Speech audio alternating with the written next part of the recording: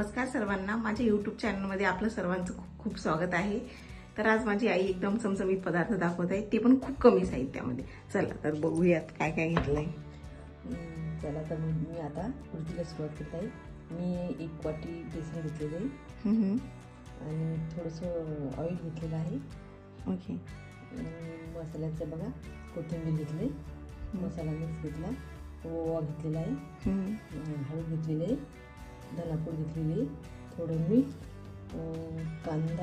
कांदा जिरं आणि लाल तिखट। बस एवढं साहित्य लागणार। आता हे साहित्य बघून काय गेस करू शकता, काय बनवती तू आज? पाटोळ्याचा रस्सा।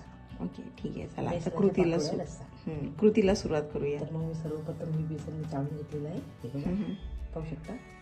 खूप सोपी आणि साधी रेसिपी आहे आणि छान पण लागते। 5 मिनिटात होणारी रेसिपी आहे। तर त्यासाठी बेसन आपण असं टाकून घेतलेलं आहे, हे बघा पाहू शकता तुम्ही। आणि त्याच्यामध्ये आपण जे घेतलेले साहित्य ते टाकून घेतो। सर्वप्रथम आपण जिरं टाकून घेतोय, हे बघा जिरं,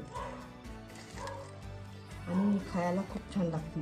5 मिनिटाची भाजी येईल, हे बघा। ओवा टाकते आता, हे बघा थोडंसं हळद, सर्व बेसनमध्ये मिक्स करून टाकायचे आपल्याला। थोडं बेसन, हे मिरची पावडर कशी घालायची, बस तर मग आता चला हे पूर्ण आपल्याला एकत्र करून घ्यायचे। बघा असं करून घ्यायचं पूर्ण। आणि आता हे अर्धी वाटी मी पाणी घेतलेले, एवढं लागत नाही पण थोडंसं लागतं। तर त्यासाठी असं पूर्ण याच्यामध्ये टाकून घ्यायचे आणि हलक्या हाताने असं थोडं पाणी सोडत आपण असा उंडा तयार करून घेत आहे। ह्या वड्या खूप छान लागतात आणि पातळ मळायचं नाही, आपण जेव्हा कणिक मळतोय त्या टाईप घ्यायचं। ते ऑलरेडी बेसन पतलं असतं, त्यासाठी थोडं पाणी घालायचं आणि असा थोडासा छोटासा उंडा तयार करून घ्यायचा। या पद्धतीने हे मळून घ्यायचं बेसन पीठ। घ्यायचं छान मळून घातलेलं आहे आपण आता, हे बघा पाहू शकता। आता आपल्याला याच्यावर तर आता मग आता हे आपण उंडा मळून घेतलेला तर असं टाईप करून घ्यायचं आहे, हे बघा मळून घेतलेला होता। आता एकदम छान झालेलं आहे, बघा पाहू शकता ते। असं पोळीच्या उंड्यासारखं आपण हे करत आहे, हे बघा। आणि पतली अशी लाटून घ्यायची आणि या वड्या खूप छान होतात। पतली लाटायची,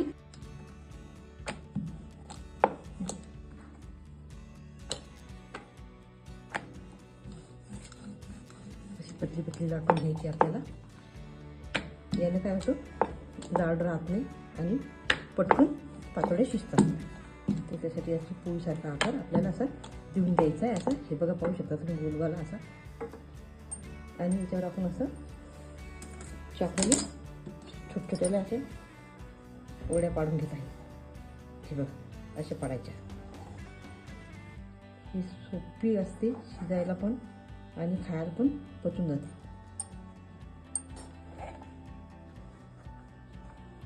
हे बघा असं पाडून घ्यायचे आपल्याला।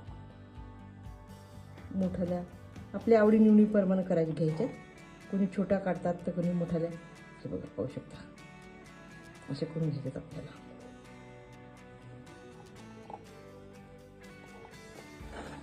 आणि परत असे लाट करून घ्यायचे, असे करून कापून घ्यायचे आपल्याला।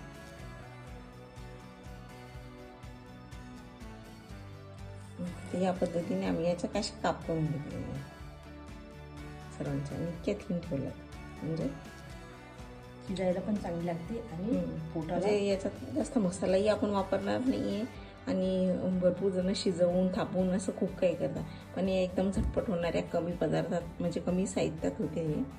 तर तुम्ही बघू शकता या पद्धतीने करून घ्यायचे काप। चला आम्ही कढई तापत ठेवलेली आहे गॅसवर। ओके, साधारण 1 मोठा चम्मच तेल टाकून घेतोय।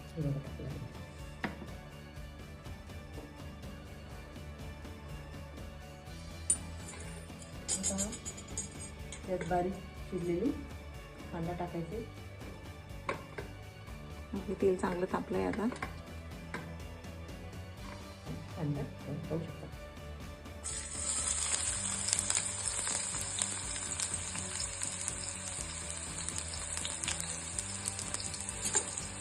हे बघा छान बारीक कांदा कापून घेतलेला असं बारीक कांदा कापून घ्यायचा.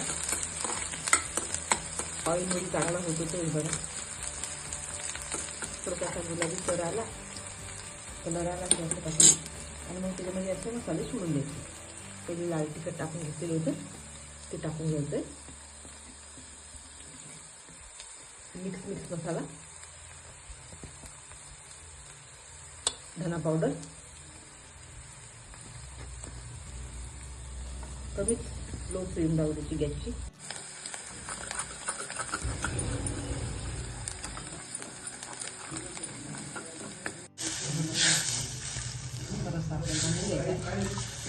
ओके, आम्ही या मसाल्यामध्ये थोडंसं पाणी टाकून घेतलं आहे. पाणी टाकलेलं आहे. थोडं मीठ टाकायचं राहिलं, थोडंसं मीठ टाकून घ्यायचं आणि कोथिंबीर. अशी एक उकळी आली अशी एक उकळी आली की आपल्या छोटे छोटे केली होती ते सोडून द्यायचे. बघा आता उकळी येत आहे. अशी उकळी आली पाहिजे. एक उकळी आली की त्यामध्ये सोडून द्यायची. बघा आता उकळी येत आहे.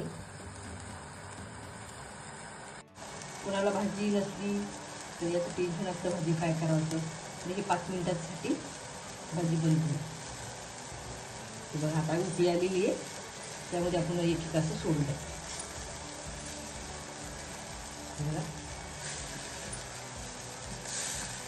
आणि हे घट्ट हे शिजलं की पूर्ण घट्ट होऊन जाते. थोडी घट्ट होऊन जाते आणि बेसन ऑलरेडी घट्ट असते त्याच्यासाठी. ओके, तर आता झाकण ठेवून 15 ते 20 मिनिटे ही भाजी चांगली शिजू द्यायची. बेसनामुळे घट्टच होती. त्याला भाजी मस्त रेडी आहे आपली. बघा पाहू शकता. टाटाही रेडी.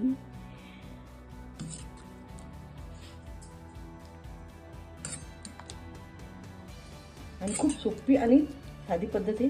इव्हन कोणी पण करू शकतो. अशाच नवनवीन रेसिपीसाठी माझ्या चॅनलला नक्की सबस्क्राईब करा.